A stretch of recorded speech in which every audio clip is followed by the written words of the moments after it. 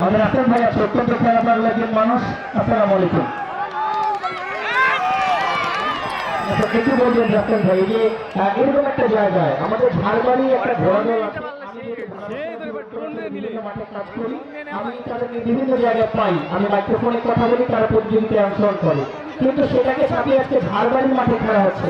এই বিষয়টা আপনাকে কেমন লাগছে ঝাড়বাড়ির একজন মানুষ হিসেবে?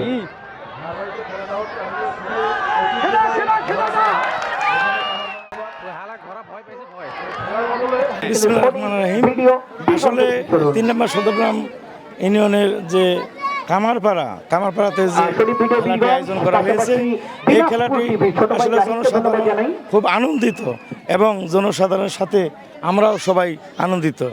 তবে আসলে ঘোড়া খেলা এরকম আমরা যেন প্রতি বছরে দেখতে পারি, আনন্দ করতে পারি, আনন্দ ভোগ করতে পারি, এই বলে আমার বক্তব্য শেষ করলাম।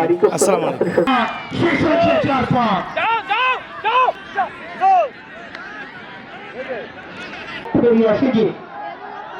সাবধানতা অবলম্বন করবো আমি সকলে, প্লিজ।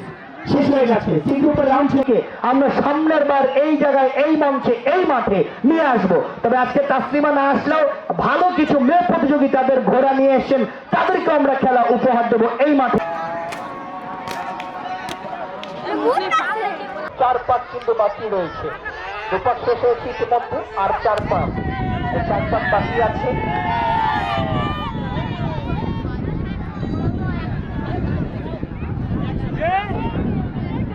দুই পাক ইতিমধ্যে শেষ হয়ে গেছে, 3 পাকের কাছাকাছি অবস্থায়।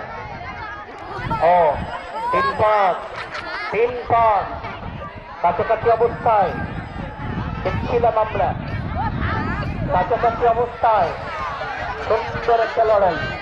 3 পাক শেষ হয়েছে,